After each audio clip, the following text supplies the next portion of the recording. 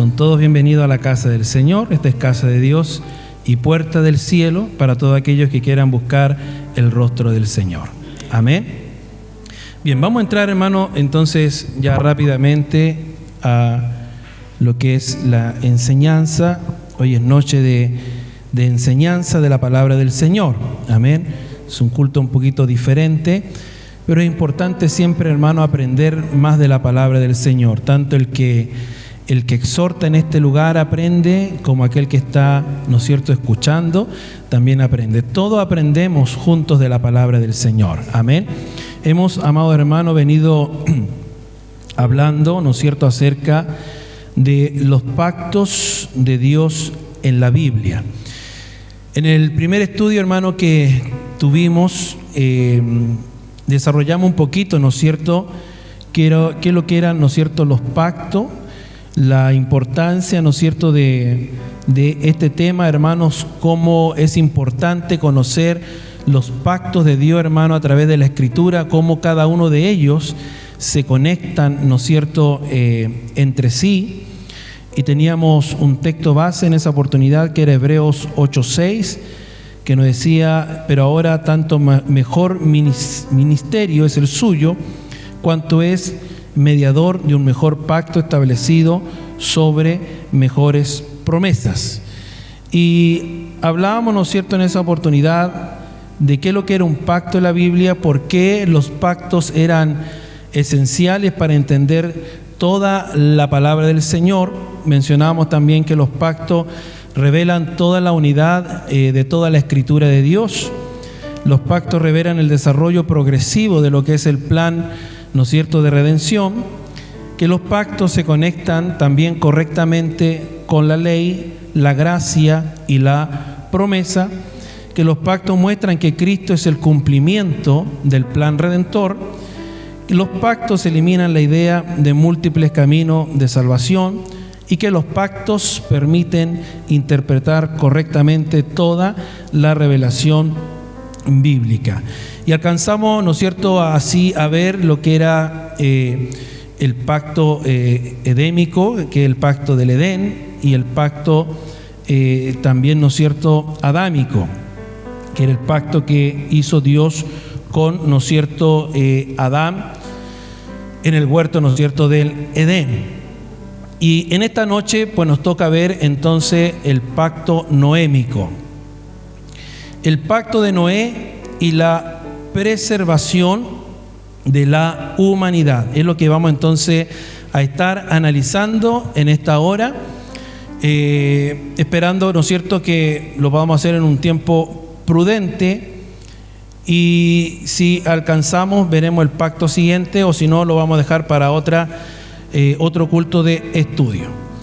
Bien, vamos a tomar ahí un texto central o un texto base en Deuteronomio capítulo 7, el versículo 9.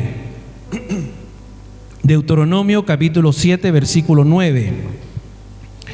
La palabra de Dios dice: por tanto, reconoce que el Señor tu Dios es el único Dios, el Dios fiel, que cumple su pacto por 1000 generaciones y muestra su fiel amor a quienes los aman y obedecen sus mandamientos. Deuteronomio capítulo 7, el versículo 9.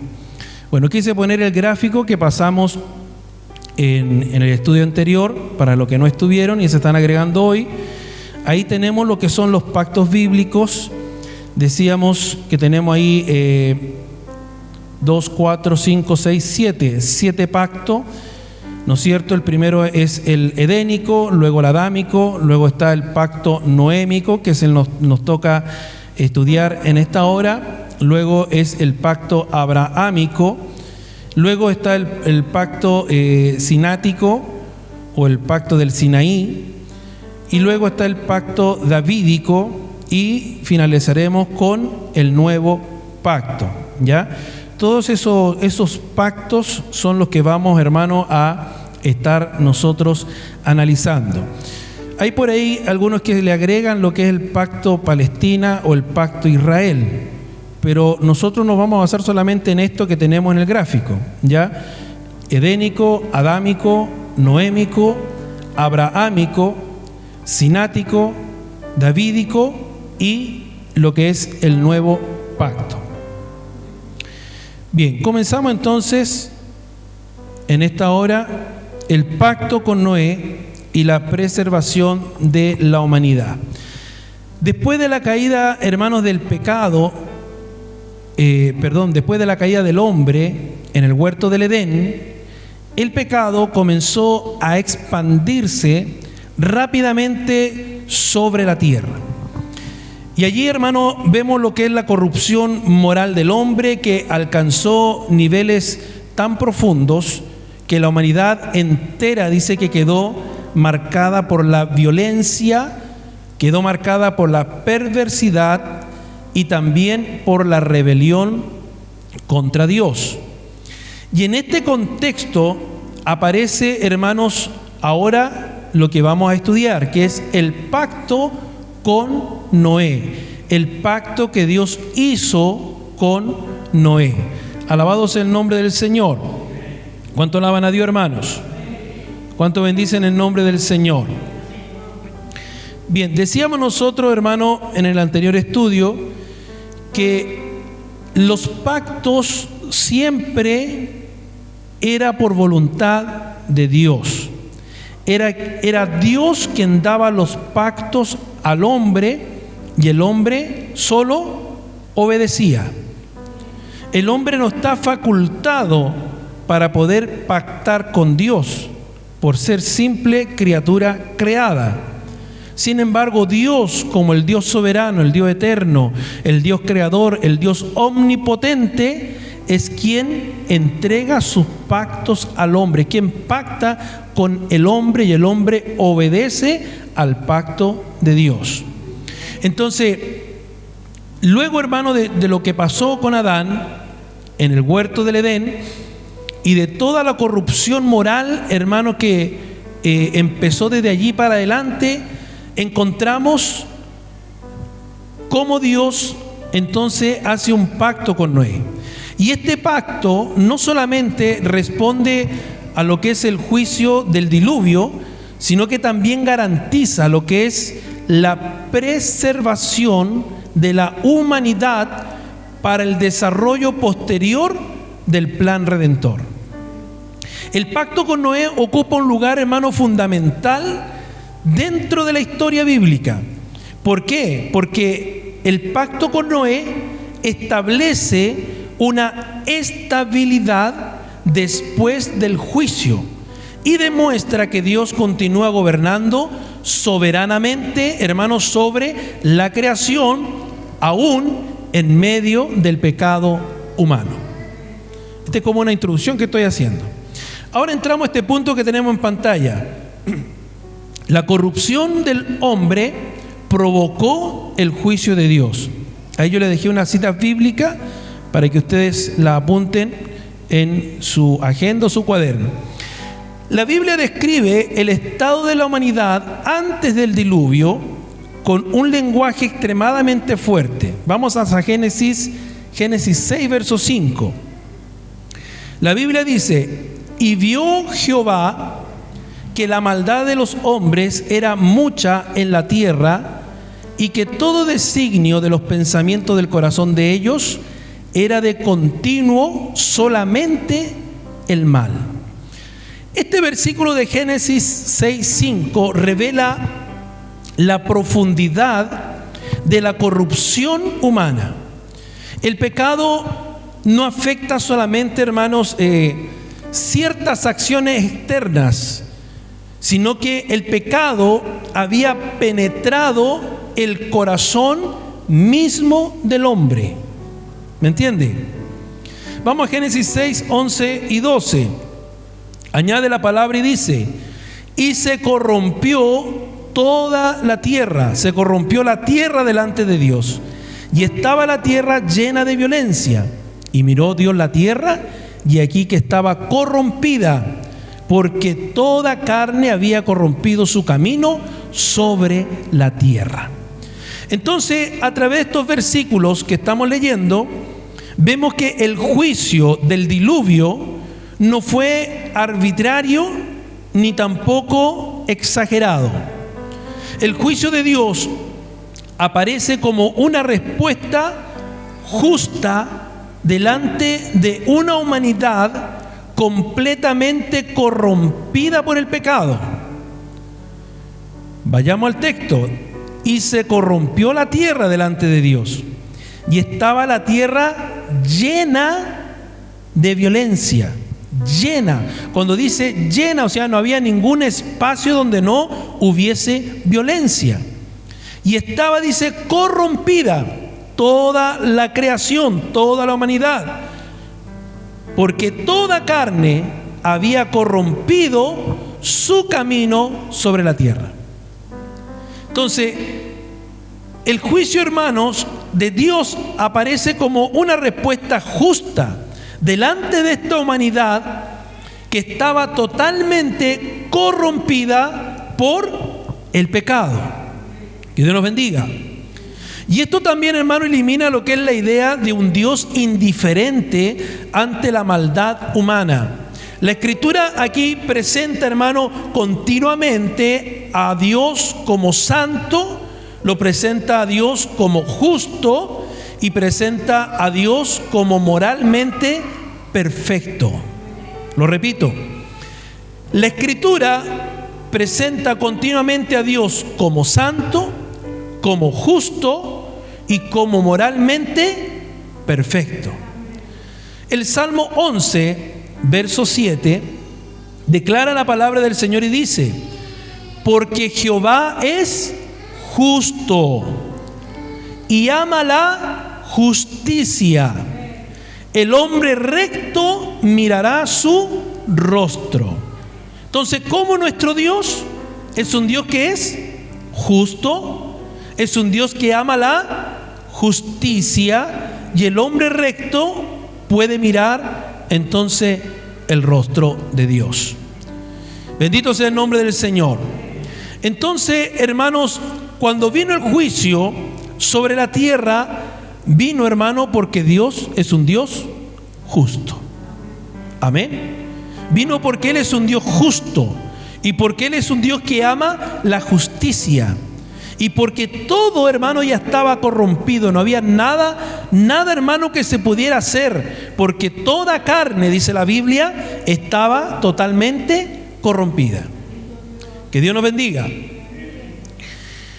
Dios mostró su gracia también en medio del juicio. Aunque, hermanos, la humanidad se encontraba profundamente corrompida, dice que Dios mostró ahora su gracia, preservando a Noé y a su familia. Génesis capítulo 6, versículo 8, la Biblia dice: pero Noé halló gracia ante los ojos de Jehová. O sea, dentro de toda esa generación quien se encontraba corrompida, dice que Dios miró y encontró a un varón en el cual él halló gracia, y ese hombre era Noé y su familia. Entonces, este versículo, hermano, es profundamente importante porque introduce uno de los temas centrales de toda la palabra del Señor. Y el tema central de la Biblia es la gracia divina. Amén. Pero Noé halló gracia ante los ojos de Jehová. Lo repito, Noé halló gracia. Este versículo es importante porque introduce uno de los temas centrales de toda la Escritura: la gracia divina de Dios. Porque aún en medio del juicio, Dios continúa actuando con misericordia y preservando su propósito redentor. Y la Escritura también describe, hermano, aquí a Noé como un hombre que caminaba con Dios. Vamos a Génesis capítulo 6, versículo 9. Génesis 6, 9, dice la Biblia: estas son las generaciones de Noé. Noé, fíjese lo que dice: varón justo. ¿Qué más? Era perfecto en sus generaciones. ¿Qué más dice? Con Dios caminó Noé. Entonces, esto no significa que Noé fuera un hombre sin pecado, no, sino significa que vivía Noé en fe y vivía en obediencia delante de Dios dentro de una generación que estaba corrompida. Hebreos capítulo 11, verso 7 confirma esta misma verdad. Hebreos 11:7 dice: por la fe Noé, cuando fue advertido por Dios acerca de cosas que aún no se veían, con temor preparó el arca en que su casa se salvase. Entonces aquí vemos nuevamente, hermano, que la relación correcta con Dios siempre ha estado conectada con la fe y con la obediencia. La obediencia que es nacida de la fe, de esa fe. Entonces, esa relación correcta con Dios siempre ha estado conectada la fe y la obediencia. Noé obedeció a Dios cuando Dios le dijo que construyera un arca, porque vendría un diluvio. En aquel tiempo no caía lluvia del cielo, era un vapor, un rocío que salía de la tierra, ¿no es cierto?, y mojaba la tierra. Entonces no caía agua, ¿no es cierto?, desde los cielos hacia la tierra. Pero sin embargo Noé determinó creerle a Dios, actuó con fe y actuó con obediencia. 120 años que estuvo Noé construyendo, preparando el arca. Esa generación corrompida lo trataban de un viejo loco, ¿no es cierto?, que había perdido la locura, que cómo se le ocurría hacer, ¿no es cierto?, una embarcación si no llovía, no caía agua. Pero sin embargo, hermanos, vemos aquí que esa relación correcta con Dios que tuvo Noé, ¿no es cierto?, el cual fue considerado un varón justo, un varón perfecto en sus generaciones y un hombre que caminó con Dios, fue considerado, ¿por qué? Porque él vivía en fe y vivía también en obediencia. Por eso que cuando Dios mira a esta generación que se había corrompido, dice que halló a un hombre en la tierra que ante sus ojos, delante de los ojos de Dios, halló gracia. Y este fue Noé. Que Dios nos bendiga. Amén. El diluvio, hermano, relata tanto el juicio como la salvación de Dios. Entonces, el diluvio representa uno de los actos de juicio más severos de toda la Escritura. Dios destruyó la tierra corrompida, pero al mismo tiempo dice que preservó a Noé dentro del arca que él construyó. Vamos a Génesis 7, verso 23.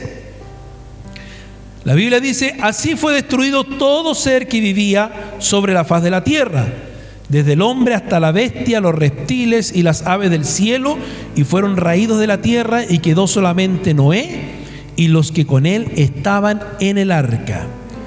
Aquí vemos dos realidades simultáneamente. Vemos juicio y vemos preservación. Se lo repito, vemos dos realidades simultáneamente. Vemos juicio y vemos preservación. Dios juzga el pecado, pero Dios también provee un medio de salvación. Y ese medio fue el arca, ¿no es cierto? ¿Cómo juzgó Dios el pecado de aquella humanidad corrompida? A través del diluvio.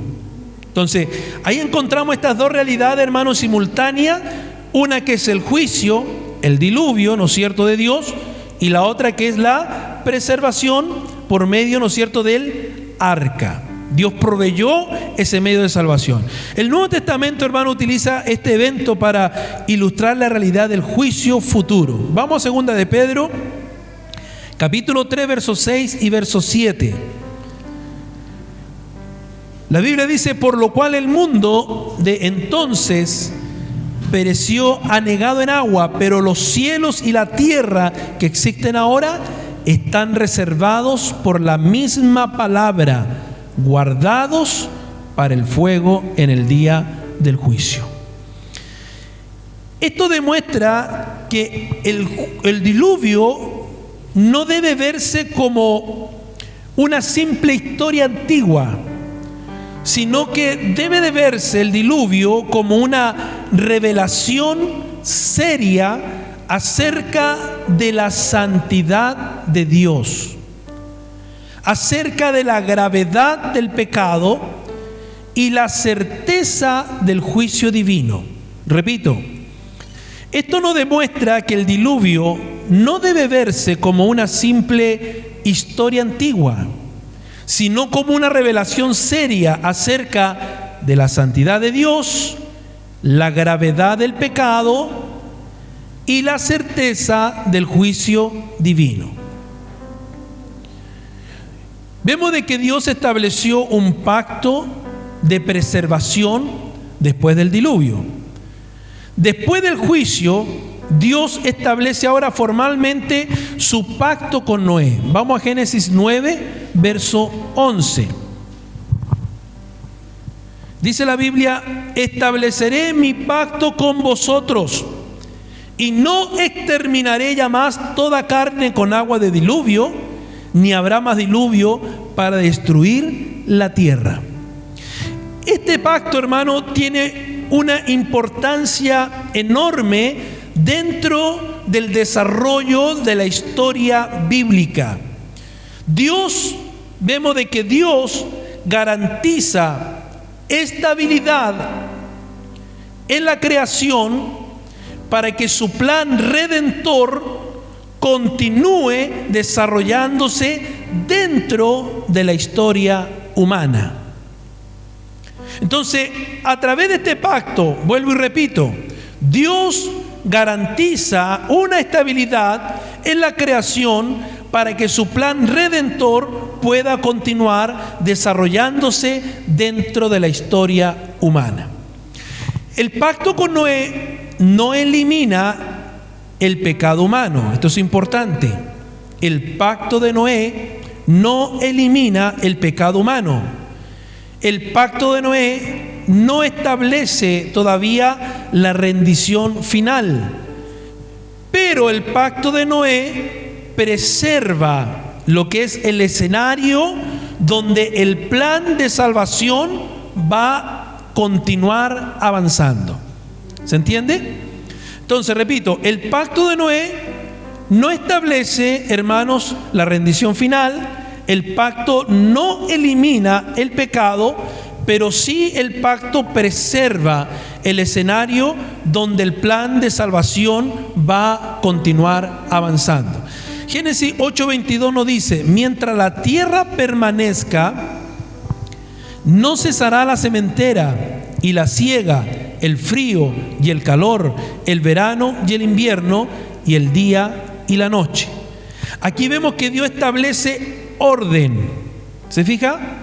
Dios establece orden y también establece estabilidad dentro de la creación aún después del diluvio. Mientras la tierra permanezca, dice Dios, no va a cesar la sementera, no va a cesar la siega. Va a haber frío, va a haber calor, va a existir el invierno, va a existir el verano, va a haber día y va a haber noche. Entonces Dios estableció orden y también una estabilidad dentro de la creación. Llegamos entonces a lo que es el arco iris. El arco iris fue dado como una señal visible del pacto de Dios con Noé. Dios no solamente estableció el pacto verbalmente, sino que también Dios viene y entrega ahora una señal visible para que el hombre recordara su promesa. ¿Cuál fue la promesa de Dios a Noé? Que no iba, ¿no es cierto?, a destruir nunca más la tierra con un diluvio. Entonces, cada vez que nosotros miramos un arco iris que se forma, nos recuerda el pacto noémico. Nos recuerda el pacto que hizo Dios con Noé, en que nunca jamás Dios destruiría la tierra como lo hizo en aquel tiempo con un diluvio. Génesis 9:13 declara, y aquí dice Dios: mi arco he puesto en las nubes, el cual será por señal del pacto entre mí y la tierra. Esta es la señal del pacto entre Dios y su creación. La señal no crea el pacto. Ojo con esto. La señal no crea el pacto. La señal confirma el pacto visualmente. ¿Me entiende? La señal del arco iris no crea el pacto, pero sí la señal del arco iris confirma el pacto visualmente. Por eso, como le dije anteriormente, cada vez que tú y yo miramos un arco iris que se forma en el cielo, estamos confirmando ese pacto que un día Dios hizo con Noé y la tierra. Cada vez que el arco aparece en las nubes, funciona como un recordatorio visible de que Dios sostiene su creación, de que Dios la gobierna soberanamente, gobierna su creación soberanamente. Entonces, además, hermano, este pacto tiene un alcance universal. No fue establecido solamente con Noé, sino que fue establecido con toda la humanidad y aún con la misma creación. Génesis 9:16 declara: estará el arco en las nubes y lo veré y me acordaré del pacto perpetuo entre Dios y todo ser viviente, tanto seres humanos como animal y vegetal. Todo ser viviente. Que Dios nos bendiga. Aquí vemos que el pacto con Noé entonces establece una preservación universal que permite el avance continuo de la historia, hermanos, redentora. El pacto con Noé también prepara el desarrollo posterior de la redención. Aunque el pacto con Noé no introduce todavía la rendición final, eso lo vamos a ir viendo más adelante, pero el pacto con Noé sí, hermano, preserva el mundo donde el plan de salvación, hermanos, continuará desarrollándose. Sin esta preservación no existiría la continuidad histórica necesaria para los pactos posteriores. Porque, hermanos, desde la caída, hermanos, en el Edén, desde la caída de Adán, hermanos, ya Dios tenía ideado el plan de redención para la humanidad. Por eso, hermano, vuelvo y repito que todos los pactos se van conectando uno con otros. Que Dios nos bendiga. Por eso ahora que el pacto con Noé ocupa un lugar estratégico dentro, hermano, de la revelación bíblica. ¿Por qué? Porque garantiza estabilidad después del juicio de Dios y demuestra que Dios continúa gobernando soberanamente sobre la historia, ¿no es cierto?, de la humanidad. Con esto ya quiero cerrar. Podemos ver, amados hermanos, que esto muestra que aún después de la corrupción y aún después del juicio, vemos de que Dios no abandona su propósito redentor. Por eso que la historia bíblica continúa avanzando hacia el cumplimiento final que será revelado progresivamente en los pactos posteriores. Y esto, hermano, nos va a llevar a nosotros a seguir estudiando el siguiente pacto, que es el pacto que Dios hizo con Abraham, donde Dios comienza a revelar de una manera más específica la promesa de bendición y la promesa de redención para todas las naciones. Que el Señor nos bendiga. Génesis 9:13. Con esto quiero terminar y ver si lo podemos leer todos juntos. Leamos este texto que dice así: mi arco he puesto en las nubes, el cual será por señal del pacto entre mí y la tierra. Una vez más, fuerte. Mi arco he puesto en las nubes, el cual será por señal del pacto entre mí y la tierra. Dios reciba la gloria, amén, reciba la honra y la alabanza. El próximo culto de estudio vamos entonces a estar viendo ese punto, el pacto con Abraham y la promesa de rendición para las naciones. Póngase de pie, vamos a orar y vamos a agradecer al Señor por este momento que nos ha brindado de poder seguir aprendiendo y estudiando acerca de los pactos de Dios.